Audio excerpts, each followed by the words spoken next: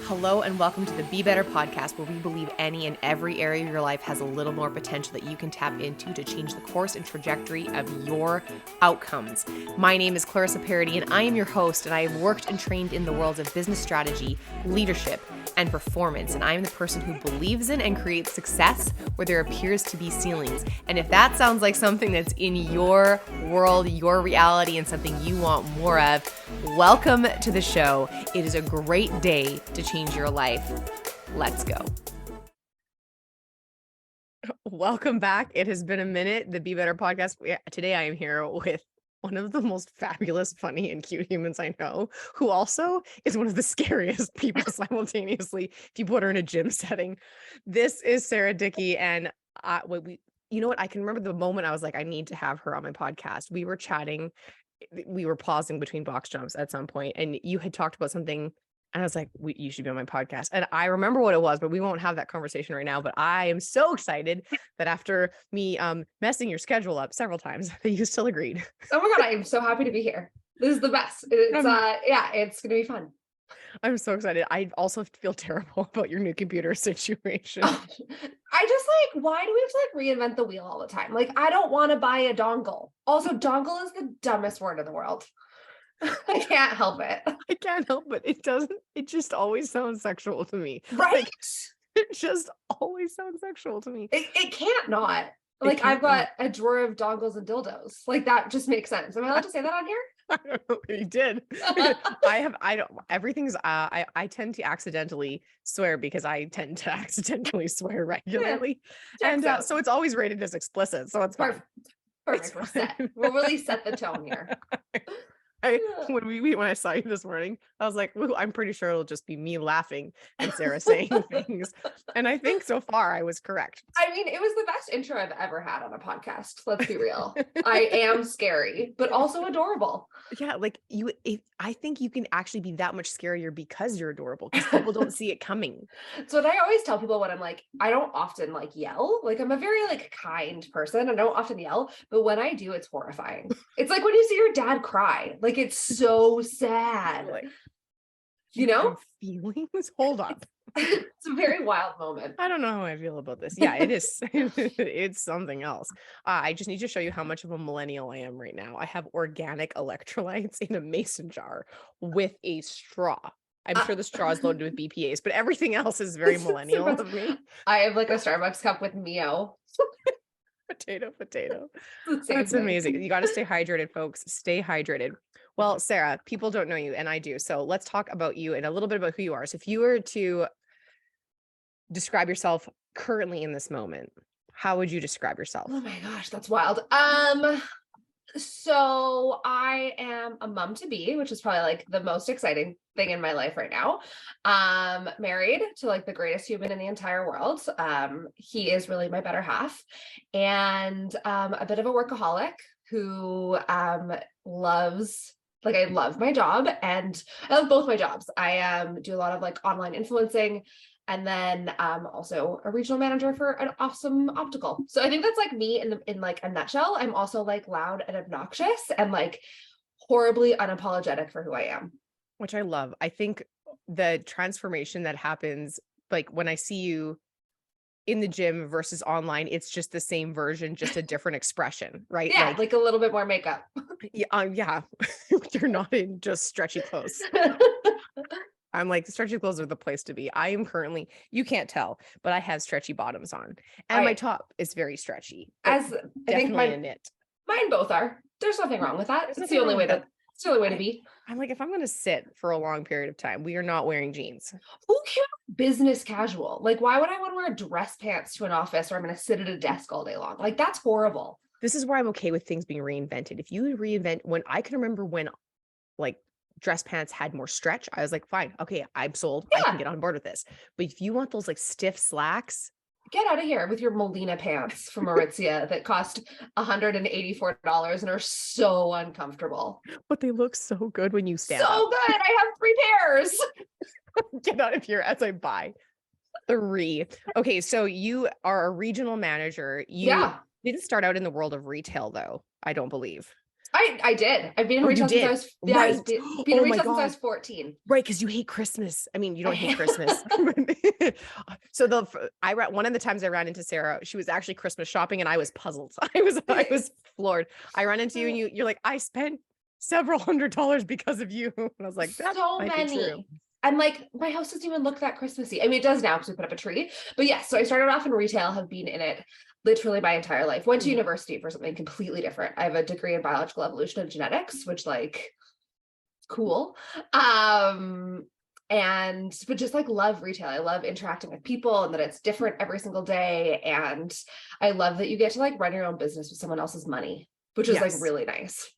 It allows you to be entrepreneurial without necessarily having to be an entrepreneur. Totally. And I mean, you still have skin in the game, and there's still things that you can cause and create.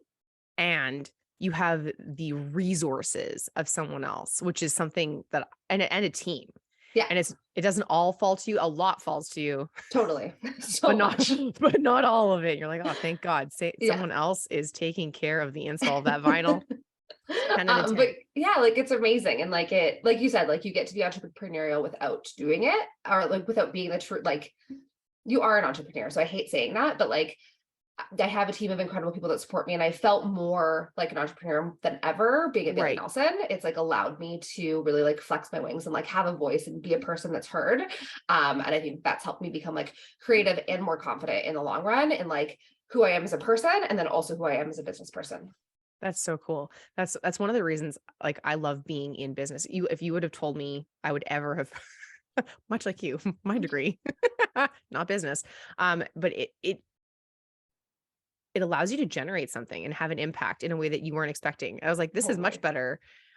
As much as I value research, and trust me, I value research, but I'm like, I can't even access some of the articles I would have written or contributed to because I don't have academic access anymore. And I'm like, well, that's a very small audience. And That's I a just feel like I love that you have to like make a big impact having a team. Like your impact is so different. Like my like not core value, but like my mission statement, I guess, as a human is like I want to leave everything I touch in a little bit of a better place. And that's like, so when I go into a store every day, I want to leave that store or the people that I touch in like a little bit of a better place. I don't want to change their world, but like a little bit better every time. And I think that like you get to do that when you're exposed to the public and you're around a big team all the time.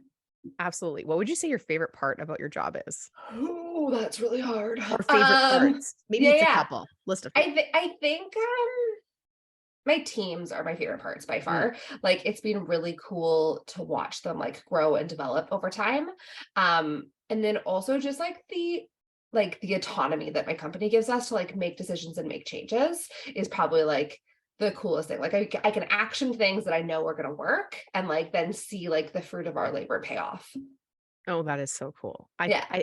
E- I heard once, satisfaction and fulfillment isn't necessarily about the end. It's about the progress, like seeing the movement.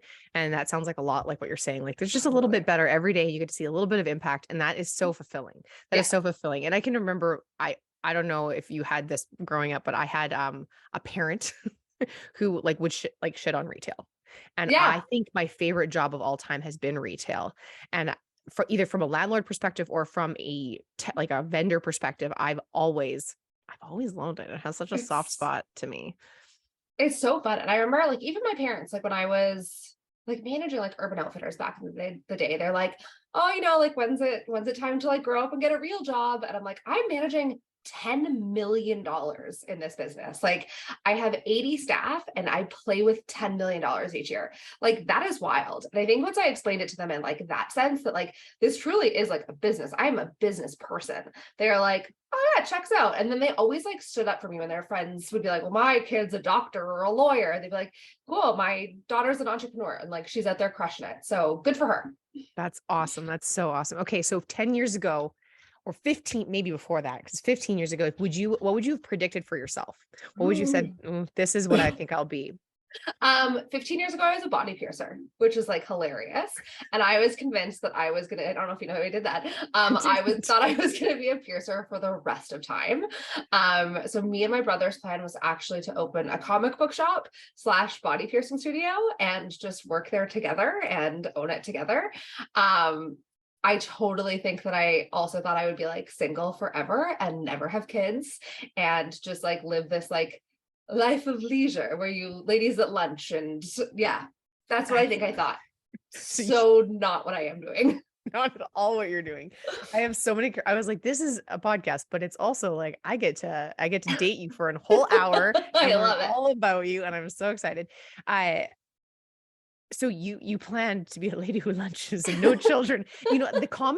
The comic store combo with piercing feels very actually like a great co-brand. Right? I Like think there that. was like one in Edmonton for a while and I was like, this was my idea.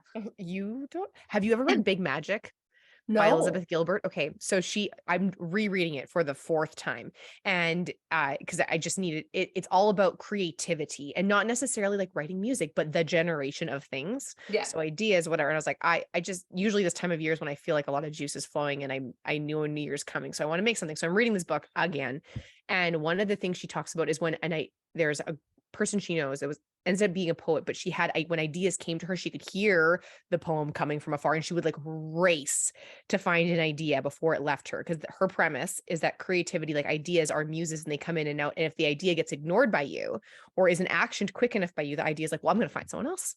I'm going to find someone who will make me. And I was like, I kind of love that. I It do feels too. it's you might like the book. It's very it gave me a lot of hope that any idea that I've left fail, that was a good idea. Hopefully someone else is doing it. And the fact that ideas often since they want to be birthed, they'll happen to a few people at the same time, which is when you'll see like the discovery of X happening multiple times in the same era from people who don't know each other That's really in cool. disparate places of the world. Especially this was common like back before we knew what a light bulb was. Like those kinds of historical moments where they happen in multiple places and people were like, I was the first. I was like, no, the idea was there. You just got to be a conduit.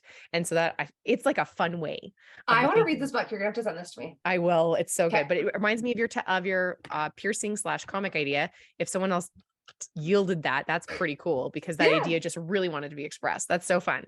Okay. So you had mentioned that you were kind of like, you wouldn't have predicted the current life you had for yourself. Not even a little bit. No, So I never wanted kids. I never wanted to get married. I didn't think that life was for me at all. Until I met Bryce.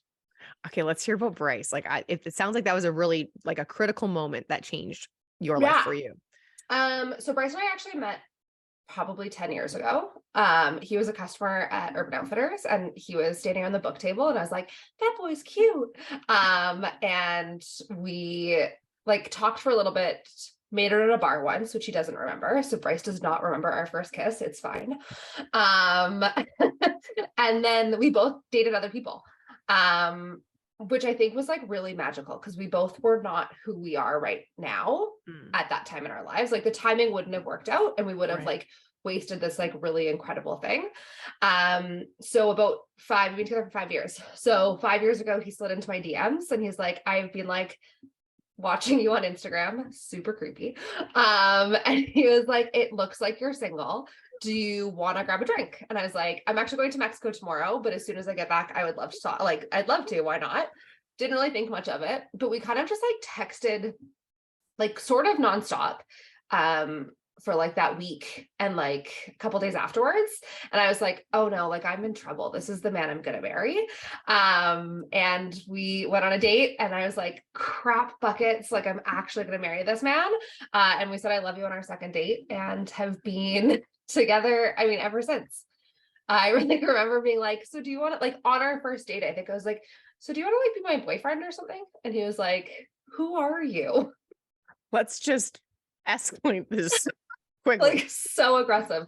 And I totally didn't believe in like love at first sight. I didn't believe in like soulmates or true love or any of those things until I met him. And I don't know that I believe in like that you have one soulmate. I think that that's like actually really depressing. But I do believe that like I've met my match and like my life is better because he's in it. I had the pleasure of meeting Bryce in real life recently, and I said to Sarah, I was like, you make me believe in love. He's pretty good. I get like so gushy when I talk about him, which is so unlike me. I'm such an independent person and like it is really hard for me to be like interdependent or like Right. codependent or whatever. And I don't think codependent, but like interdependent, like depend on someone else to like help bring me joy. And it has been like a really wild ride for me, but just like giving up that trust and like giving him that piece of me has made me like a more whole person and just like a better person. And he's like helped me become more patient and probably more tolerant. And he's also helped me like become way more confident and speak my mind better. And like, he believes in everything that I want to do more than I believe in it, and I'm gonna cry, and I'm pregnant, that's why. And just like pushes me to be the best person ever. Oh my gosh, that's so nice. Sarah knows I'm trying to date. I'm trying. And so this is giving me hope. You'll find it. Yeah, well, I at the very least I have more hope than before. And I think attitude changes everything. So what I love about what you said is that it sounds like when you allow yourself to be with a person that, I mean, different people bring out different facets of you. Totally. And it sounds like he really softens you and gives, it's almost like he holds space for your greatness. You know what? He's like the best, like, he's the best, like, hype man I've ever had in my entire life. And just like wants me to explore everything that brings me passion and drive and gets me excited. And it's really magical. I'm so happy. And now I want to know what brings you passion and drive and gets you excited. Oh my gosh. I think that like the thing in the last few years that has like really helped shape me is just like sharing, I guess, like not my story, but sharing my life with people on the internet and like the things that I've gone through. I've had, some like pretty big ups and downs in my life. And I've like, I think like most 35-year-old women had like a lot of struggles with my body over time. And so I think just like building that community and like building a group of 400,000 of my closest best friends has like really helped me get really excited about just like the everyday things and like talking to people and sharing my tips and tricks for like feeling confident and building a great outfit and just, yeah. That's so fun. Okay, so I can remember I had no idea that you were an influencer when I met you. Yeah, I don't tell people very often. Well, I was like, I'm just like, I want to be her friend, so I'm fine. I'm like stalking people on social media. I was like, oh, this girl's, she knows she has this many followers. Like, I don't know if she knows. And I thought what was so cool is that you do these things where you have creative expression. And so you tell your story, you share your things. And the fact that I can't remember who you do this with often, but you guys challenge each other to outfits. Zoe. Yeah. Zoe. And your creativity, I was like, I should really find out what's in my closet because I don't think I actually try anything new ever. I have a uniform I've made for myself and I wear it. And so many people are like that. And I'm like, you guys, there's like so much in your closet. It's so fun to shop in there and so much less expensive than buying new pants all the time. Yes, this is true. If you were to pick a standard Sarah outfit, what would that be? Something animal print. So probably like a snake print skirt was like my go-to, like ripped tights, Chelsea boots, leather jacket, black crop top. Is like a very Sarah outfit. Like fashion forward, a little edgy. Yeah. Totally self-expressed. Got it. Yeah. That's so like cool. To feel like a little bit punk rock. Had like very punk rock roots growing up. So trying to like keep those alive at 35, which I don't know if that's appropriate, but oh well. Self-expression. It's joyful and who cares? Okay. So you have gone from a 15-year-old piercing person who pierced a lot, and you've grown in so many different ways. I'd love to hear like some of the things that happened along the way that either jarred you or changed you, or you're like, whoa, that was either a moment of, I don't know, divine intervention, or like it was just a game changer. So the good or the bad or the ugly or the whatever. Talk me through some of the things that got you to where you are. Yeah, I think for me, like the biggest thing that has helped me get to where I am is resilience. And there's like a couple like key points in my life that I remember that have like helped make me a resilient human. And I think that is one of like the most important characteristics anyone can have. So first would be like moving to Calgary when I was 18. I moved to Calgary with $300 in my pocket, a car and like no furniture, and rented an apartment that was way too expensive. I thought I'd be making more money than I was. Piercing, who knew that there was only so many belly buttons you could pierce. And I think that just like learning kind of like how to live on my own and like not rely on my parents at a pretty young age. Like I was 18, was something that like really made me grow strong and like independent and like figure it out. So like at one point I had 3 jobs. I was going to university at the same time. Like there was just this like I learned that I could do whatever I put my mind to. And I think that was like a really big moment for me. I don't think there was like a catalyst moment, but it would be like the span of 2 years where I really had to like become independent and become fierce and like take care of myself, which was really big. The next one would probably be when my mom got diagnosed with cancer. My mom and I had a really tumultuous relationship for a really long part of my life. She was British. She was older. She was very proper. So having like a heavily tattooed, very outspoken, redheaded like daughter was kind of like this. She loved me every way that she could. But I was never the daughter that she wanted me to be. So when she got diagnosed with cancer, we had to have like a lot of really honest conversations. And those conversations allowed me to like speak my truth and like, I think build the confidence to advocate for what I wanted and what I needed in my life and like set really, really firm boundaries with like how you can participate in my life or you don't get to be in it. And it was really hard. My mother was dying. So I think that was like a really amazing 2 years for us because we learned that like so many of the things that were in our way didn't actually matter. So that's a big one. And then I think the last one would be my like infertility journey. So Bryce and I tried for like 2.5 years to get pregnant. And it is the most like isolating, horrible experience that I think that any woman can go through. And I don't think that we talk about it enough. You think that there's something wrong with you. You are like constantly ripping yourself apart. You are setting yourself up for this massive like failure every single month where you just feel like you're failing. And I definitely had a fear of failure going into infertility and struggling for 2.5 years.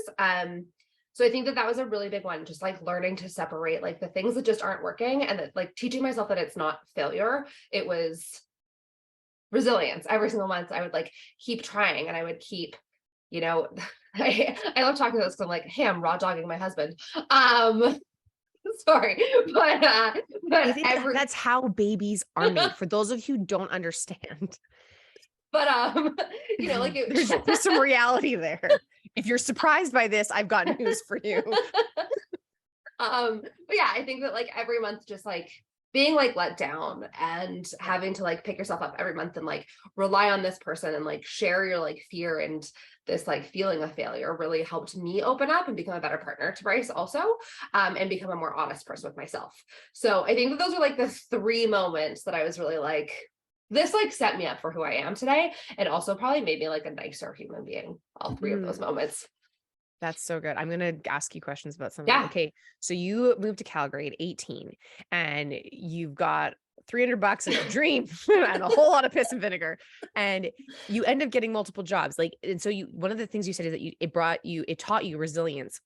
Now there's a lot of people who go into that and like crumble. So from what you can remember, what prevented you from crumbling? I moved to Calgary to Pierce, and my parents were just like so disappointed.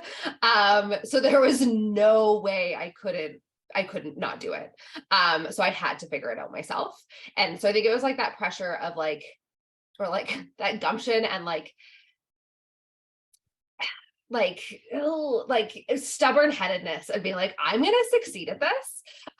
So I think that is sort of where it came from. And then I think once I started to see things rolling and that like I could actually take care of myself, it was a very contagious feeling. And I was like, oh, I'm independent as heck. Like, I don't need no man. I don't need my parents. I've got this. I don't need you. That sounds like a really beautiful upward spiral. And what you said with gumption and whatnot, it also sounds like you made a decision, like this will be successful. 100%. And I think that is, if I look at things where I've been like, this may or may not work, there's a higher likelihood that it may not work. But when I'm like, this is happening, it's happening hell or high water. And you'll go until you'll keep going and you'll push away the stuff and if it doesn't work, you're like, okay, that didn't work. What next? Yeah. And that's pretty freaking cool. Cause at 18, I don't know if I had the knowledge or the wherewithal or, I think I was really influenced by my parents' limitation. Like they're like, you can't do that. You're too young. You're too young. You are a baby and you know nothing. And I think I really believed that. Whereas I Yeah, think it sounded like you didn't. And that is, you get to decide how competent and capable you are. You get to flex totally. that muscle. No one else can really tell you. I was having a conversation the other day, and someone had said, "Oh no, if I want this in life, I have to date someone older than me." And I was like, who told you that lie? And why did you buy it and sell it back to yourself? You don't know. You have No, no idea. And so anything that you believe, anything that you have in your mind, whether, like, for me, I thought I couldn't do anything at 18, and Sarah left with $300. And it's about the decision. And is the truth that like, you could have believed your parents, truly. totally. And instead you said, I don't think so, sir. I was like, yeah, I'm actually going to go make this work. Thanks though. Yeah. And it's so fascinating when people are able to do that. And what it tells me is that it's a decision, and you can Totally. choose to believe what your parents say, or your peers, or your boss, or your team members, Anyone. or you can say, is that really what I want? And do I choose to subscribe to that belief or paradigm? And if not, see you later. I'm Totally. I'm gonna go pierce belly buttons. I'm gonna go pierce every belly button in Calgary. Every belly button in Calgary. Okay. And are you comfortable talking about your mom and that Yeah, of journey? course. Yeah, Okay. totally. Okay. Just making sure. So what I've learned about parents and like childhood trauma, because almost everyone has it, because Yeah, as a little being, you don't have the nervous system or wherewithal to really understand how to co-regulate. And if you've got parents who've got certain constructs, sometimes they put them on you. And oh my God, I've also heard uh your children can be your most worthy opponents, like your greatest teachers, the things that you need to learn in life. And it sounds like you might have been just that I for think your mother. Carol learned a lot from me, whether she liked it or not. That is so funny. I'm also simultaneously like sad but true. No, it's Um, great. it's great, and it goes to show that you can really open someone's, like, probably eyes and heart in ways that they weren't expecting. Yeah. So you said you had some really difficult conversations or challenging conversations. How did those arise, and how did you go about them? Yeah, I think that like when you're met, like I didn't want to leave anything on the table with her. We didn't know when she got diagnosed. She was diagnosed at stage 4. So we thought that she was going to have like 3 months to live. Turns out she had like 2 years almost. Like she's as stubborn as I am. And she really wanted to make it to my wedding. She didn't, but that's okay. But that's But a will. It goes to show what will yeah, can do. she was like, I'm sticking around whether you like it or not. Um, but so when she first got diagnosed, we're like, we've got 3 months. Like, there is no point on sitting on anything. Like, I want to spend every minute with you, but I also don't want to be fake, and I don't want to show up in a way that doesn't feel right. Um, and I think both of us had just like left a lot of things unsaid for a really long time to keep the peace. And I loved her. Like, I loved her so much, even when we weren't getting along.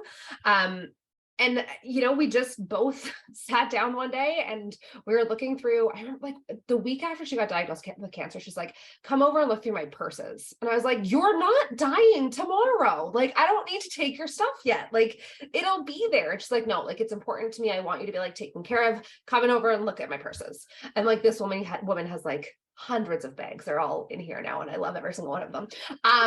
But we were going through them and I talked about like how I just really respected her, like her hard work. My mom was like this incredibly hard worker. She moved to Qatar when she was 61 or 62 with my dad to go teach. And it was, her goal in life was to travel the world. And it was a way that it was like accessible for them to travel. So she was a professor at the university over there for 7 years, and they just like travel the world. So she was an incredibly hard worker. And I shared with her, like, that was like one of the things that really inspired me to work as hard as I do, seeing how much it's done for her and like how much it's bettered her life and my life and my brother's life and my dad's life and everyone around her. And she shared with me, she's like, I love how courageous you are. Like, you go after something, and like, even if I don't think it's the right thing, you're going to go after it and you chase it until you get it and you become a master of it. And so I think it kind of like started with conversations like that. And then, it was like, these are the things that you did in my life that really hurt me. And these are the times where I like didn't feel like I could show up as myself because I felt like you disappointed me, or I was disappointment to you. And like, she told me that she had to like go to therapy because I got tattoos, and she felt like she failed as a mother. And it was like, Mom, like, they're just on me. I haven't changed who I am. So I think it was just like having those like real and raw conversations with her that allowed us to like pull down all the like the smoke show and the mirrors and whatever, the blankets and mirrors, is it curtains and mirrors, that people have up in like a relationship to like keep the peace. And we just got to this like really incredible place where like the next 2 years were so good between us. Like we could laugh at things that we'd never been able to laugh at before. We could share more together. I enjoyed spending time with her. So like I would want to spend time with her. And then when she passed away, like it was resolved. Everything like felt good. I mean, it felt horribly sad, but it felt so good in the sense that like I didn't have anything left to say because we got it out there. That's so powerful. Like think about how much do we adjust ourselves to try to keep other people happy? And we don't actually know. Like No. it's a best guess. I mean, everything that I think my favorite thing, and I've probably said it a million times on this podcast, is everything we do, an organism's behavior is a function of the organism and the environment in which the organism is in. So if you want to change the behavior of the organism, you change the organism, hard to do, or you change the environment. And the environment can be how you talk to each other. The environment can be the physical location that you are in, or the whatever's in the air. Change, like, I mean, you look at even social engineering of behavior, like how Disney has certain sense, how certain things are done and laid out, how, Yeah. your exit in certain stores has all these fun little things, as long as it's designed to get a certain behavior out of you. And if you can do that in those settings, why can't you do it in others? And it sounds like you really create, like it takes boldness. Mhm. It takes boldness to be willing to have those honest conversations, and a willingness to be wrong about your preconceived notions. Like it is scary, like having some of those tough conversations, even with my sisters or what have you. You don't know how they're necessarily going to react because you think, Yeah. and you could actually be surprised. So wrong. Totally. And I always think that like those tough conversations, and I even say this to like my staff, as long as you're going in with positive intent, it is like you're doing someone a favor. Like feedback is a gift and it is so kind to be clear. And if you're not setting those clear expectations and you're not sharing your truth, like you're doing everyone around you a disservice. Absolutely. And if you are not trying to share okay, this is a dating story from recently. Ooh. Yeah. So whatever, very interesting. Lucky you get to be featured on the podcast. I won't say your name. It's his feedback was like, I feel like I couldn't be myself around you. And my question was, did you even try? Yeah. And I was like, you think you know who I am, and you you don't. So you actually don't know at all. He's like, yeah, but I was scared to try. I was like, and that's on you, not me. So you are clearly not where you need to be in a relationship, probably with anyone.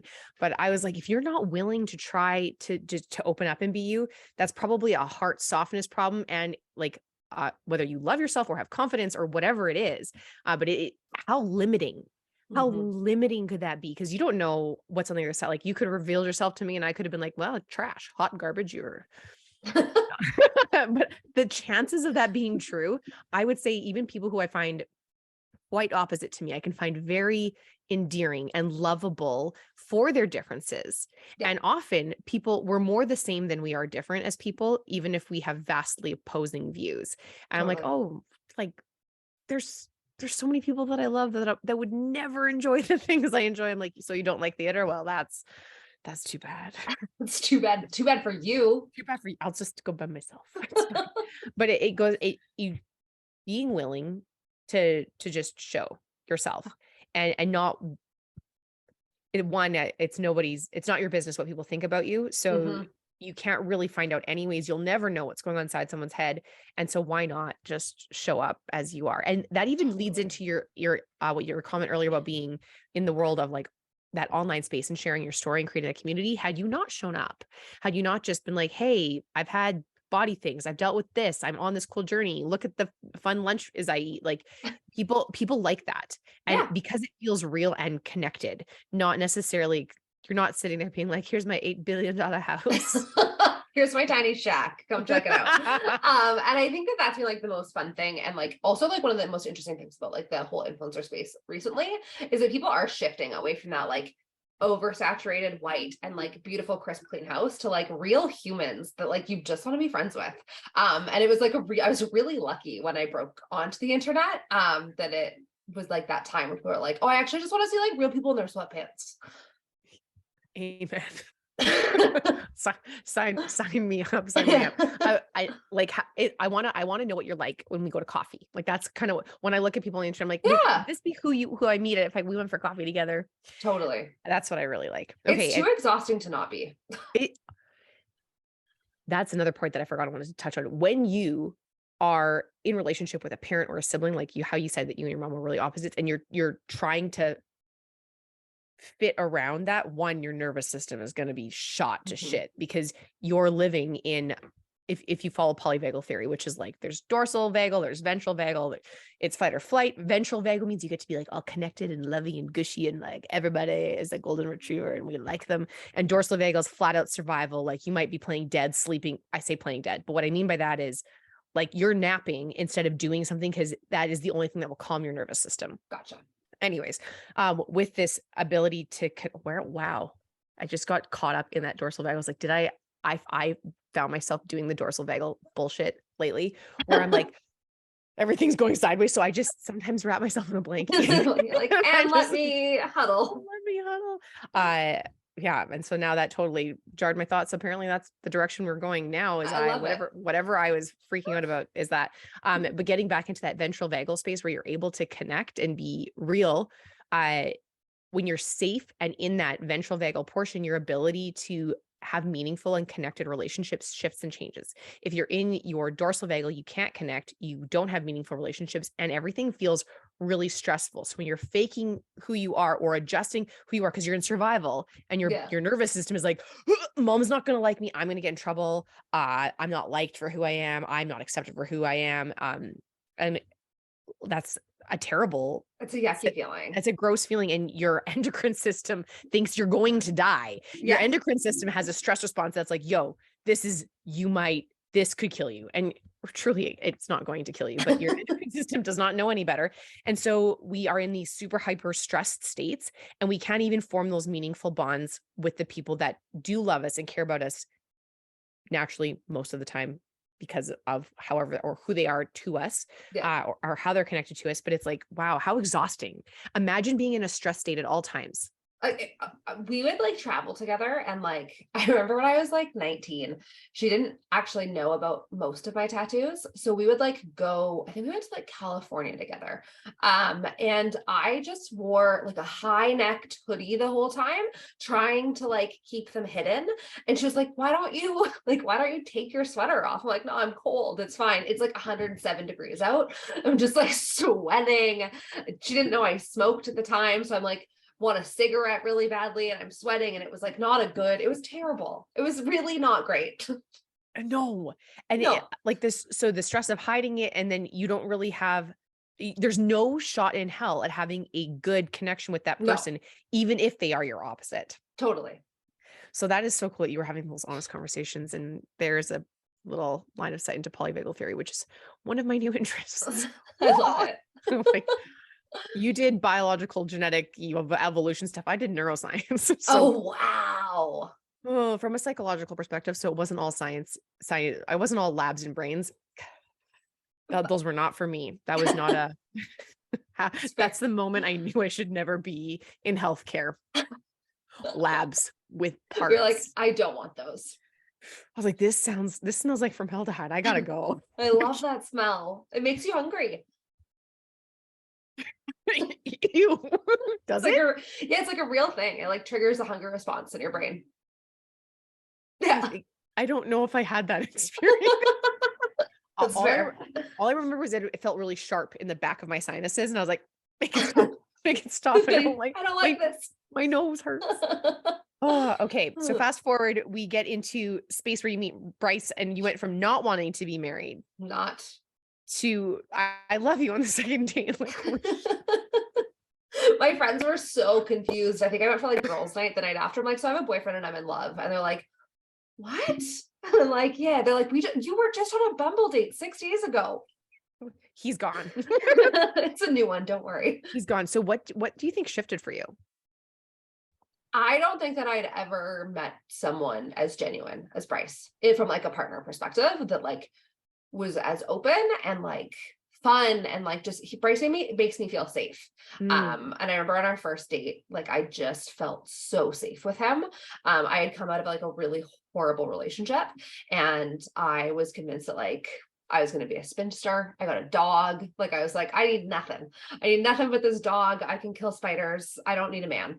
And he just made me feel so safe and so taken care of. In a way that I had never experienced, because I don't need that. I am very independent, but in a way that like felt good. Mm. And it felt right. And it just like, I don't know, our like lives just like meshed really well together. All I keep thinking about is this polyvagal theory. I was like, so what he did for your nervous system was. But this is interesting because it also points to something that being single and in this dating world right now, when you go and people are like, I want butterflies, it's actually the opposite of feeling safe. Butterflies is a sign of your adrenals kicking off, which can be good and bad. Yeah. But that's for someone who's independent, who left on her own, went to go prove herself, like I'll say prove herself in the world, but like I can do this and you can't tell me. Not like prove like like not like from a place of security, you know what I mean? But to go from that to someone who makes you willing to receive, like you're safe enough to receive with this person, is what a incredible pairing. It was so wild. Like I am not a cuddly person by any sense of the imagination. He is the only person I want to hug in the entire world. Like I hate hugs, and I love hugging him. Like it is my favorite part of every single day. Oh, that is so sweet. Oh my God. This is good for me. I needed to be in this space. This is good for me. It's also such a teaching moment for me where I'm like, when I feel safe with people, pay attention. Totally. Pay attention to the people you feel safe with. Yeah. And there's two ways you can really feel safe with someone. One, you actually feel safe, or two, they feel familiar, so you know how to handle them. So do you feel safe, or does it feel familiar? And it sounds like you felt safe. Safe. Yeah. Yeah. That like is I felt like he would like never hurt me. And I still feel the same way. And I had just come out of a lot of hurt, like a year prior. And so like, I was like, he will never ever do this to me. And I think that like when I can share openly with someone on a first date, even though we had known each other for years, we like didn't know each other, but like when I can just like really sit back and like be my weird self, is when I knew that it was good. That's so fun. Yeah. That is, I feel so good right now. Yeah. This is amazing. Okay. So you went from that and not wanting kids, and now you went for fertility treatments. So like that's quite the shift as well. So and so this goes to show also, I have had a few conversations with women who are like, I don't want kids. I'm going to get a uterine ablation. I'm going to do all this stuff. And I'm like, hold your horses, because you don't know yet. You don't know yet. So I would love to know, how long did you not want kids for? How old were you when you changed your mind? And whatever the journey's been since then. Yeah, I think I wanted kids when I was like 16, because I really liked some names. Like I was like, it'd be cool to name my kid Harley. But I don't know that I ever saw myself as a mother. And I think a lot of that was that I had never seen someone that brought that out of me, or I had never been with someone that like instilled in me that I could actually do it. And part of wanting kids was, I think, that I'd be like robbing a child of having the most incredible dad in the entire world if I didn't help Bryce have a kid.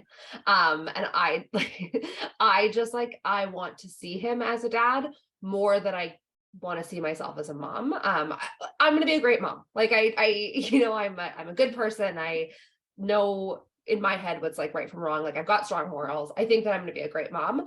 I'll always be there for my kid, but Bryce is going to be the most incredible father in the entire world. And I think it was like getting to know him, and like he's always wanted kids. He also put no pressure on me. Like we had that conversation right off, like pretty quick in our relationship, where I was like, I don't think that I want them. And he's like, that's cool. Well, like, I'll never resent you for it. He's like, I want my life with you. If we have kids, great. If we don't, okay. Don't put pressure. Like he didn't put pressure on me, which I think also made it really easy for me to be like, okay, just kidding. This is actually what I want with you. And so like, I'm so excited now, obviously, and I can't wait to be a mom. But more than that, I can't wait for him to be a dad. Oh, everything about this makes me so emotional. And I'm like, there's there, like, I'm moved by who you see Bryce as. Like, I mean, again, I've met him like for 5 seconds of my life, and I was like, I love him for you. This makes complete when you meet people and then you meet their partners and you go, that makes complete sense to me. Like Yeah. it just made so much sense. And there's people I like, there's friends I have that I'm like, You're like, I don't get should we this. place bets on when this ends? Like, it's awful.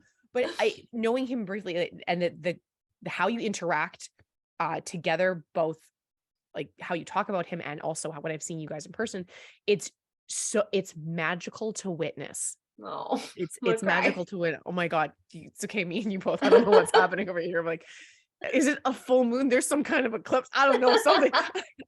I'm so for me, I haven't had feelings in a long time, and decided to give therapy a whirl. And turns out I have feelings. It's That nice. was a surprise. I was like, why are people sad? Just get up and do something. Go get up and do something about it. Distract yourself from your sadness. Yeah, just get busy. And my family would tell you, Clarissa, you're so busy. You're distracting yourself from your emotions. I'm like, no, you are blinded by your emotions.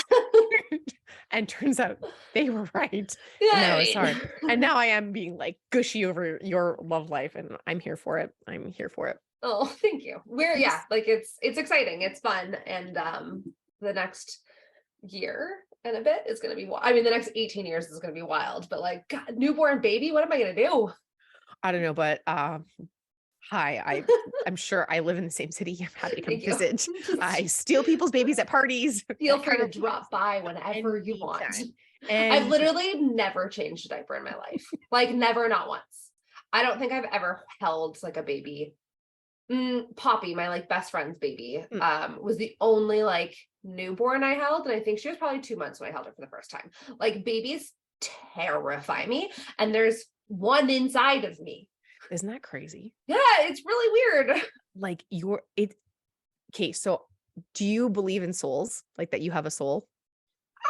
I think or a so. spirit or something? Okay, so, yeah. So it's something. So get this. This is something I heard recently, and I was like, okay, so if we believe in spirits or souls, that if you die, there's a part of you that like is not dead. Yeah. There's a part of you that's not dead. That means you are a portal from the spiritual realm to the physical realm. You're a portal. I've been called worse things. I feel like it's amazing. You are cooler than a spaceship. That's pretty cool. I'm like, weird. Do you think that like its soul is already in it, or do you think its soul comes out when it's like born? I don't. Well, so here's the thing: if it can hear you, because remember how you said your baby can hear me now. Hi. So what? Like, I don't know. I read some stuff on when people think it happens, and I'm like, none of you agree, so I really don't know. It's so bizarre. And like different cultures and different traditions. Like there's some I don't know. I can't even remember what culture it is, but they won't name a baby until it's like a certain age because it's not. They don't know if it's fully staying here, and so they won't name it. Wow. Cool. And I wish I remembered what that was. I remember learning about it and being like, well, that seems really pessimistic. I don't know. I think I would still, it's kind of like when it's like pretending you won't get hurt if it dies. I'm like, if your baby is born and then you wait for 3 weeks and you're like, well, if I don't name it, I'm like, no, you're attached to that thing. I think I'll still be sad, but maybe perhaps due to cultural differences, there's just not an attachment that happens right away. So maybe that's different. I don't know, but it was fascinating. So to me, but I feel like when my sister gave birth to her babies, so she has two now. Like, the little girl is the cutest thing I've ever seen in my life. Her name's Harlow, and we are best buds. I love her. She's my adventure kid. My sister and her husband are not nearly as rough and tumble adventurous as I am, and I would say I'm not rough and tumble. So that kind of gives you some lenses on that. But I can remember recognizing that she had a spirit, or she had personality immediately. There was things that were very uniquely her that wouldn't have been trained or taught into her. And so I was like, okay, so you came out this way. So at some point this happened. And I feel like it's in you. If the baby can hear you, how can it not already have the spirit? I don't know. But it's It's really bizarre. cool. What do you think? Okay. I mean, okay, so it just reminds me of this. Like, do you know who Trisha Paytas is? I hate talking about her. She's terrible, but I don't Trisha know. Paytas. So she's like this like really old YouTuber. She's not old, but she's like been YouTubing forever. Oh, got it. And she just had a baby. But they're like Twitter exploded because they thought that she had a baby the same day that Queen Elizabeth died, and that Trisha Paytas named her baby Elizabeth. Not true. Trisha Paytas' baby is named Malibu Barbie. For real. But so Twitter I have questions. I know, right? But Twitter thought that like Queen Elizabeth's spirit went into Trisha Paytas's body or into baby, which was kind of funny. So then that made me think that like, well, it must happen like when it comes out. But I mean, it already can like think, like it can yawn, and it like I don't know if it can think, but it can hear me right now. But it's yeah. Oh, you know I don't know. I don't know. I mean, I'm sure people will have comments in the comment section if they Can't choose. wait. Oh, does the baby have a soul? That couldn't light anybody up at all. There's no conversation. I actually remember seeing that post. I was like, but there was I think it was some Aztec cultures that used to use babies or children at certain ages as child sacrifices for gods for certain reasons like that. Or yeah. I'm so glad I don't have to face that. Like if I got to choose a time, if my little self was like, Clarissa, what year, what era? Ooh, what do you go back to? I don't know, but right now it seems pretty okay. Like, I mean, there's still stuff that's not great, but I'm not faced with child sacrifices, or at least I don't think I am. I'd like 50s all the way. Like I want to go to sock hops and I want to drink a milkshake with like my boyfriend in a diner. Yeah, that's the word. And like wear roller skates and set my hair and a poodle skirt. Well, that sounds great. And then have no rights and also probably be cheated on by my husband. So that sounds terrible. But but you'll be very kept. So you could just, I don't know. That could be good and I would start a revolution. You would be the reason the 70s happened. Can't wait. Let's go back. Let's go back. I think I really love big band jazz. Like if you could take me back to the eras of big band jazz, I love that. I love the events. I love that so many people played instruments. Yes. I love live music. I love when people are in, like when we go to family gatherings and someone busts out their instrument. I'm like, this is why I'm alive. Oh my gosh. You should come to my family gatherings all the time. My dad's in like 4 bands. What? Yeah. Your dad's really cool. He's single. Just kidding. I mean, I'm not kidding, but that's weird. I found the love of my life. Could you imagine? Oh, I mean, it would be something strange like that for me at this point. I'm like, that's unusual. That's so unusual. Oh my God. Okay. So you don't have to disclose anything, but have you guys considered names? Yeah. And do you have like a list and you're like, yeah, I don't care. So for girls, Sullivan or Winslow. Right? So cute. And I'm convinced it's a girl. I would love it to be a boy, but I'm convinced it's a girl. And then if it's a boy, probably Bridger. How do you spell that? Like Bridger. Okay, got it. Yeah, because he'd be like, Bryce and I are both jacked, so we just assume that our child's gonna come out just he comes out 6'4" and like pencil thin. Yeah. That would also be that'd be really cool. funny. Yeah, so I think that those are ours for right now. And then like family names for middle names. So Neppelin for a girl and Thorvald for a guy. Oh, that's so cute. Yeah. I became super sentimental. I mean, as I told you, I saw a therapist. Now I have feelings, and I've always loved symbolism, but now symbolism just makes me cry. So when people have names, I feel like when you can carry on something, it's what a tale to tell. Yeah. And I also like, if Wave Magic Wand Clarissa has multiple babies, they're going to be connected. So I want them to have a tie forever to each other that they don't have to publicly announce. But it will be something that they know that, and if they want to disregard it because they hate each other for the middle of their youth, because often teenagers don't get along, it's something they can ignore and then they can come back to. But I was like, I want all of their names to mean the same thing. Oh, that's cool. Yeah. It turns out that means I have to name my kids a lot of Hebrew names, but Sarah's Hebrew. There you go. But there's names like I have to learn how to say. Oh, gotcha. I'm like, oh, That's a great idea. I like It's it.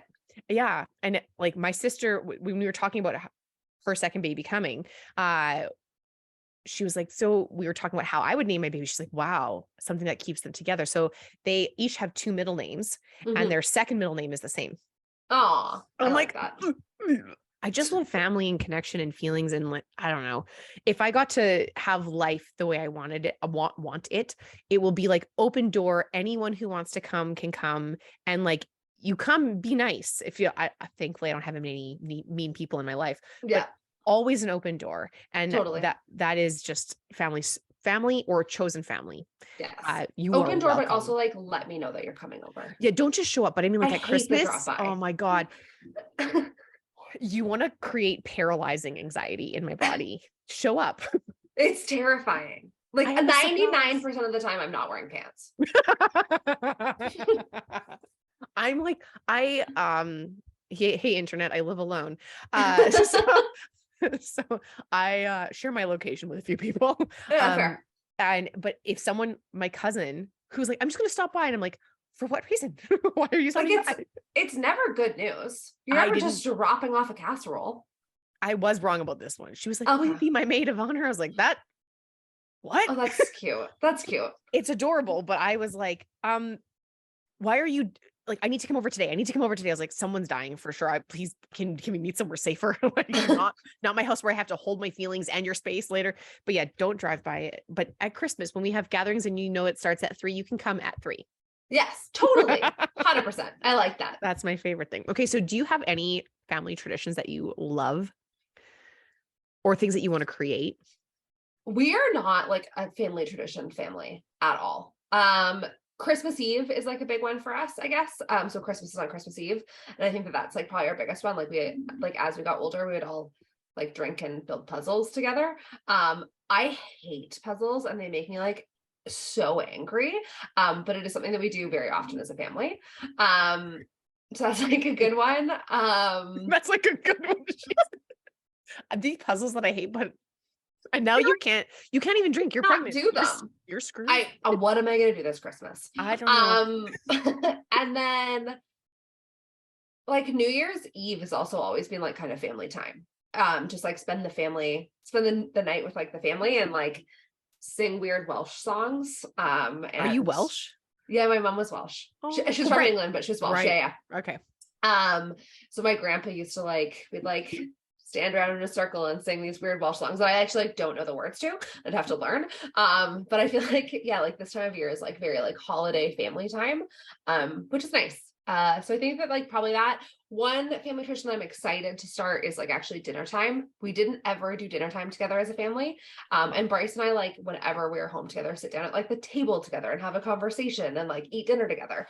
So I'm really excited for that with like a kid and to like talk about our day and like just like invest time into them. Cause I think that's something that like is really special and it doesn't take a lot of effort. No, and it's connection's powerful. Yeah. Like it can change a person's life. It sounds like you really value it. Yeah.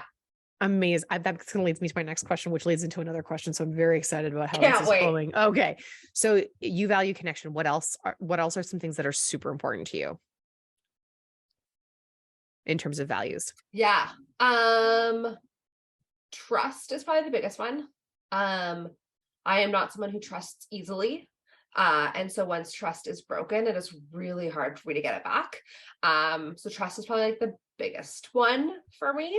And then just like honesty, which I guess like goes very similar, but like say what you want to say and say it with your chest. Don't beat around the bush. I can handle your opinions. And I'd rather have a conversation about it than like tiptoe around you because that makes me feel really awkward. So I think honesty and trust are two of like my biggest core values. And then just like goofiness. Like life is really short, and if you don't have fun, like you're not doing it right. Everything that we do should be fun. We should have high five moments all the time, and every day should have a dance party. And I firmly believe that. Yeah, I think fun and like goofiness is like the most important thing that we can do. That's so fun. I say fun a lot because it's one of my core values. Yeah. So I try to fit like, when you are like, I just seem to really get along with people very easily or certain people. And I was so curious to hear what you prioritized because mine are connection, contribution, like make a difference, and fun. Like those are the top three that are usually, if people have a couple of those overlapping, I'm like, I think I love you. Totally. And then I go crazy and then invite you on my podcast. But it's true. So I'm curious, how do those things play into your leadership style in your world, whether it's online or Yeah. in your role?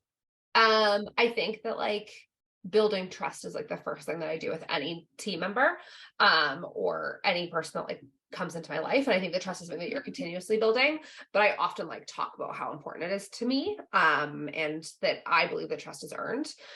You don't just get to like start off this like big bag of trust in my heart, but like as soon as like I'll give you like pieces as time goes on. And that is something that like will always connect me to you. So I think I definitely lead through trust, and I lead through autonomy, and just giving people like that space to make mistakes and come and talk to me, and like, let's learn from them, and like, trust that I'm not going to be upset with you about it, and like, trust that I got your back. And then I think that like honesty kind of goes hand in hand. Like, just know that whenever I'm giving you feedback in any person in my life, or like I'm sharing something with you, it's always coming from a good place. I see that like honesty is kind of like an ATM. Like you always want to like be depositing more. So like it's giving it out to people. Sorry. You never want to be in the red.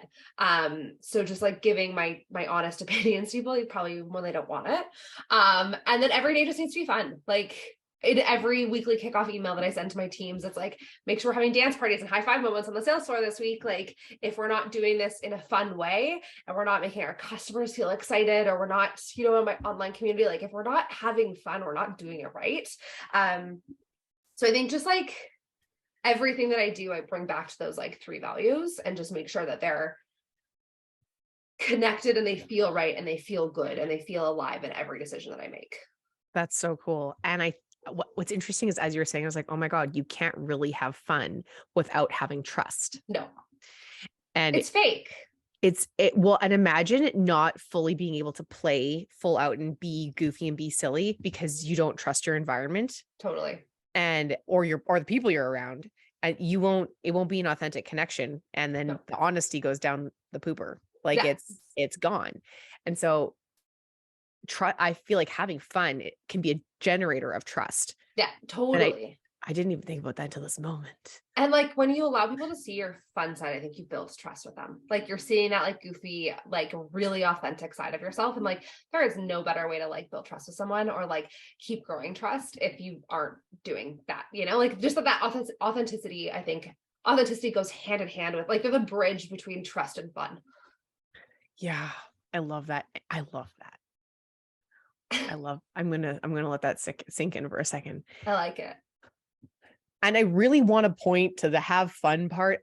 There's so much that happens that you're going to waltz through, either whether it's happening in society or your day-to-day life. And let me tell you, in the atrocities that happen in the world, you could still find something good. You could still find something fun. And it's, how else do you endure or create resilience or grit? Like if you are just depleting yourself consistently,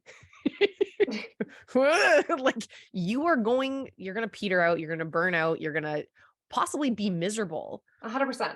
And you can actually like I found this, one of the roles I was filling, I was miserable in, for a variety of reasons. One, I felt like I wasn't making enough of a difference. I had a crazy boss, whatever. It was rough, but I realized I was like, the only way this is going to get better is if I start making this fun. Mm-hmm. And what does fun allow for? Like for me, fun creates creativity. Yeah. Like it allows me to be access parts of my brain I feel like I can't get anywhere else. Totally. And it allows me to have better connection with people, and it allows me to make mistakes and not take myself so seriously. Because if I can't make a mistake, then I won't even try to innovate. 100%. And like making mistakes is where you learn the most about yourself and about your surroundings and like what you can do. Yeah. Like it's so important. The first time, I think you were there, it was you and Suzanne, when I had to lift something above my head and I had to drop it, and I was so scared of dropping the barbell. You guys made it so much fun that it was worth trying. Yeah. It was worth trying. And like I think that's where fun comes in, is it's a try on, not a keep on. Like, totally. Okay, like you can just try this once, just try it once. Just and then give it a shot. And then what happens else is you build trust with yourself. Like you gotta, I don't know, there's something about consistency that I think is really amazing. Like if you can consistently have fun or consistently try new things or consistently, you will, all of those things that you value will just grow immensely. Yeah. They'll grow immensely. I remember like when I came up with like my core values, I had fun in there. I felt like it was like such a cop out. Like I'm like, this seems so shallow. Like everyone else around me is like accountability, resilience, tenacity. And I'm like, fun. And it is like the one that I definitely think I live through the most. I like literally have it written on my wall. It's like the one that I live through the most and that like I exhibit every single day without fail. Because the shit's too short without it. No, and it also feels so like when you, the person who suffers the most is you. Like Yes. you can make your existence miserable. And Like, who wants that? I mean, some people love their misery, but Ugh, I just, I'm 24 like, hours feels really long when you're miserable. yeah. Have you ever been really, really sad? And then you look at the clock and you realize you've only been crying for like 2 minutes, but it's Yes. felt, it's felt like 5 hours. I'm like, I can't do it's exhausting. It's exhausting, but when you're having fun, you look and you're like, oh no, I have to go. I think up in 2 hours. Like there's been times I was like, we had dinner meetings that went on we were having so much fun. And I was like, I gotta be up. Like this is too late. But it just changes your experience of time. And I Yeah. think I mean, not that I want to shorten my life, but I sure don't want it to pass in an agonizing way. No. Like you look at like old curmudgeon old people that like just look like they're having the worst time. And you're like, yeah, of course you just want to be dead at 85. But like I want to be 90 and still sing. Oh my God, I want to be I don't know how to salsa. I want to be a sassy grandma. 100%. Like, I want to be box jumping at 95 and still having a good time. I can't believe. So you're still working out like crazy. How far? You're almost 20 weeks or are you at 20 weeks now? Almost 20. Okay. Yeah. And you're still crushing it. Like how are you still going? I have questions. I think it is the hour of the day that brings me the most amount of joy. And so for me, it is so worth it. And it makes me feel like me. I think a lot of people get like lost in pregnancy and lost in motherhood too. And there's nothing wrong with that. Like your life changes in a way that like you will never know, or like you don't know unless you've been through it. And I have committed to myself that like I'm going to still carve out this like 1 hour for myself. Like 1 hour out of 24 is not a lot, and it is something that I deserve. So for me, it was just like me and Bryce kind of made a commitment when I first found out that I was pregnant, that, like this is something that I need to continue doing, even on days where I don't want to, because of how much better I feel after. And like once baby is here and I've all clear, like we're going to carve at the same time that like I get to still like go back every single day and make myself a priority, and not just a mom. Because I don't want to get lost in just being a mom. I think that was one of my really big fears of becoming a mother, is like, I don't want to lose Sarah. I still want to be me, but like Sarah, that's a mom. Yeah. It's when it's having it be a part of your identity versus it being your identity. Totally. And there's nothing wrong with like those women, like the people out there that absolutely like that is all that they want in life, and that is like what brings them the most amount of joy, and it becomes their identity, and like that is awesome. And I'm never going to tell someone how to parent, but for me, like a big part of not wanting kids was I don't want to lose that part of me. So it's like a small compromise in a small way that I can ensure that like that stays part of who I am, and I still get to have my own identity and like outside of baby. Totally. And like, I mean, I'm not a mom. What the hell do I know? I've never even been pregnant. So what do I know? But I think like what for me, what it's not like when I look at people who are like my grandma and one of my aunts whose identity was solely mom, the recovery when your kids leave. So hard. It's really tough. And I was like, I love that you love being a mom. And the person who wanted to be a mom was you before you were a mom. So if we always stay connected to that, like not necessarily be that version at all times, because let yourself grow and evolve and change. But I'm like, imagine like the person who wanted to be a mom the whole time got to be a mom, but who was that person before they were a mom? And that person still wanted all of that. So you can still have that. Like you can still love that. And it was just telling to me. I had a coach once because I couldn't figure out, I would say that I'm not a very feminine person, like whatever the literary versions of, that's the best way I can describe it. Okay, fine. Fair. People yell at me for it. I'm like, listen, I took an English class and I can't say whether it's right or wrong. I just know that's the description for it. And so like, I'm not super flowy or graceful or like, I'm not good at receiving and like whatever else is Yeah. described as all that stuff. And so I explored it because I really created an identity. I would identify with my independence. And I would identify with doing it myself and not needing anyone, because much like you, trust is really important. And unfortunately, I trust me and pretty much no one else. And even then, I don't know if I trust me. Clarissa, sometimes we ask her questions. You're like, so why did you do that? But I just knew that I could trust me more than most people. And I could at least yell at me and have an effective response after a good cry. And I would do something about it. And so shifting into that, she's like, you're actually not super like how you think you are. What you don't like in the women that you identified as feminine is that they self-abandoned. And I was like, oh right, I saw you give up everything. Totally. I saw you give up everything, and I saw you go through misery, and I saw you go through loneliness, and I saw you have the hurt that I don't ever want to experience, that I don't know if it was at a conscious level. I must have been at a subconscious level, but I knew it wasn't necessary. And so your commitment to having that 1 hour a day to have it be a part of your identity and not your full identity, I think it just lands with me. I just don't want to give up who I am. And I don't think that you have to. And I don't think that mothers are giving up, but you know what I mean? Like it's for me, that's what scares me about it. And oh my God. Well, and you can get like, I mean, you are a doer, right? So it could be easy to like, these are the things that need to be done and get locked into that completion thing, which becomes solely focused on bebe, because I mean, it really relies on you to live. So I could see that becoming the thing. But it's good to know that like you're willing to have your identity shift, but you also know what's important to you to keep you the version of you that married the man that decided to have the baby, that like made this all in choice. And I think that's really cool. Basically, I'm just trying to compliment you. So thanks. I appreciate it. You're so welcome. You're so welcome. What are you looking forward to most with this? So you've got what, like you're halfway through ish, and you have this kick-ass job. So I want to know what you're looking forward to over the next little bit as you transition through this job and going through and then transitioning into motherhood, like what you're looking forward to in the job and what you're looking forward to in motherhood. I think that, I have a really hard time stepping away from work. And like, I was talking to my boss, one of my bosses the other day, and I was like, what am I going to do for a year? And she's like, you're going to raise a damn baby.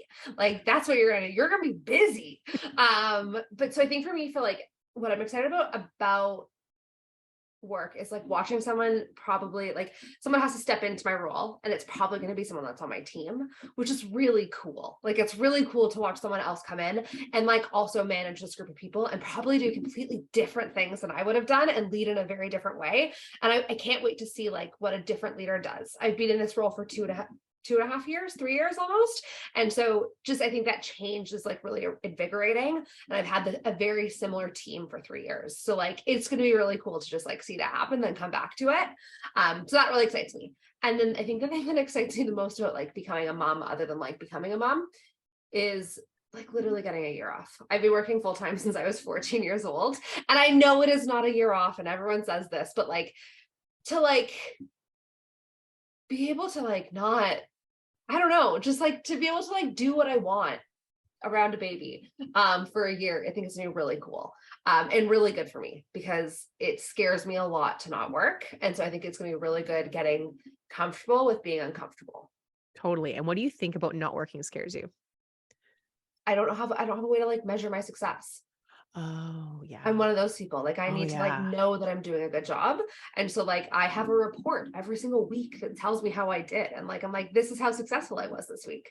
And I don't have that anymore. You're gonna need to bait your baby to create a scorecard. I'm gonna need to like give Bryce to like give me weekly gold stars or something and like know that I've done something. I'm also really excited to like spend time nurturing like my online community too. So like while I'm taking a year off, I get to like be a full-time content creator for a year, which is going to be really cool. That is, and what a change of pace. And imagine what it like, I mean, some people have, what do they call it? Like their first year, their brains melt because they don't get adult interaction. I don't think that's going to be you. I I think hope it not. thinks I don't, you're so involved with so many things that I mean, yeah, okay, fine. You might be more tired. Yeah, I'm gonna be Um, exhausted, and that's okay. that's okay. But I think what a change of pace. And I think it'll bolster creativity in a way that is unexpected. Yeah. I think That it's gonna be is, really healthy for me. yeah, forced change, forced growth. You have to do this. You have no choice. This is, and what do you think scares you the most about leaving your job temporarily? Oh my gosh. Not having something to measure myself for Right. success against. 100%. I think that is like what's scary. I like to know every month that I've done a good job. And I also think that there is like a part of me that like worries that someone's going to come in and do this job way better, and then I'm not going to have it. Like it's going to be hard to go back to it. I don't know. Like there's a lot of things that really scare me. But I think the biggest thing is like, yeah, not being able to measure my success. Yeah, that is the one thing that leaving university rocked me, because Mhm. I knew how to get A's. I knew how to get Yeah. pluses. And then I go into the workforce and I'm like, I'm sorry. How do I know? How do I know how I'm doing? Yeah. How do I know? So, and at my first job, there was there was not a lot of measurables. Like there was one It's had hard. sales targets, and I was like, so, but like, how do I know I'm not going to get fired? Like, how do I know? And the truth is, it's Alberta. We'll pay you out if we want to get rid of you, if we don't like you as who you are. So but We'll just get rid of you no matter what. we'll just see you later. I mean, sometimes that's necessary, but like, ugh, Yes. you need to leave and you're not. But in the same breath, I was like, okay, so I had to reevaluate what I created as success. So I ended up doing my master's, having a near death experience in it and having to pause my master's. So I was Casual. working casual, I think 5 months off in 1 year because I got so sick. You guys, here's a fun fact. Appendicitis in the 20th century can kill you. And if you think it's shoulder pain, it may not be. This You, shoulder thing is really bad. I've had you've some bad, told me this. Yeah. there's trauma around my shoulder in so many ways. Maybe that's what, what's funny is the one that's injured is the same shoulder that was Maybe hurting. it's just trauma. Oh man. You gotta talk to Mel. I gotta talk to Mel. I don't know if I want to. That'll be very confronting. Maybe that's exactly what I need. Okay.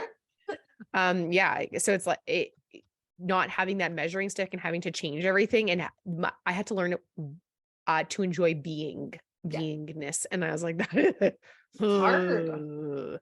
yeah, because I really it sounds like we're similar in this way that I link my worth, link my success, link my Mhm. feelings of fulfillment to seeing progress, seeing the Yeah, needle move, seeing that I made a contribution that's measurable, that I can touch in some way. totally.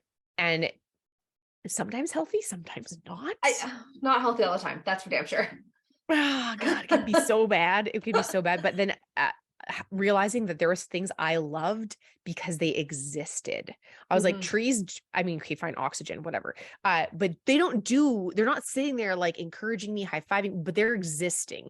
And 100%. their beingness is what I appreciate. And my niece, she's more work than she doesn't take care of me. She doesn't cook my meals. I do that for her. But her beingness, I enjoy so much. I just love her for who she is. And I was like, oh, so that is something that I need to learn. That I don't have to measure the doingness all the time. Yeah. I have to like the Sometimes the beingness. beingness. Yeah. Well, I'm excited to hear about your journey with that because I could Yeah. probably learn. I could Can't probably learn wait. Lisa. Oh my gosh, it's gonna be wild. There's gonna And be like lessons. routine. I love routine. I go to bed at 7:45 every night. Like, what am I sleep for 10 hours every night. What am I gonna do? I don't know, but you know what? There are people who have magic babies that sometimes just sleep through the night. So maybe you Can't have a wait. magic. Maybe your baby will need the same kind of sleep you do, It's or used to it. yeah, maybe, or it'll be what you did for your mom. A nightmare. A worthy opponent. A worthy opponent, a refining opponent. I like it. Amazing. Oh my gosh. Well, this has been such a treat and a treasure. Well, I looked at the time and I was like, did I ask anything? Oh, I knew this was going to happen. It's exactly what I wanted. That's amazing. So you've done some incredible things. You've made some incredible changes. You measure your doingness and you're exploring your beingness, and waltzing away from this conversation. What are some things that you want people to like think about, know, or take away from this conversation? Oh my goodness gracious, that's so much pressure. I'm going to measure it. I think that remember to have fun. High five a friend is like a big one for me. And it's funny because we do that every single day. And just like remember that life is really short and you shouldn't have any regrets. So say the thing that you haven't wanted to say the thing that you wanted to say, but you've been too scared to, and stand up for what you believe in with like your full chest, like just get it out there. Get it out there. I love that. Well, thank you so much, Sarah, for your time. I'm so grateful you agreed to be on the podcast. Thanks for having me. If you want to follow her, she's hilarious and she's wildly findable on the interwebs. So where can people find you and follow along? Yeah, it's Cutcake on Instagram, so CUTCAKE, and then on the TikTok, it is cut.cake, so CUT.CAKE. Very fun. Well, I'm excited to watch this whole thing unfold and, of course, visit Snuggle and generally enjoy your company and your baby. Can't wait. Amazing. Okay. Again, thank you for being on the Be Better podcast, and we will chat soon. Thank you. The stop record button. Where are we going? Here we go.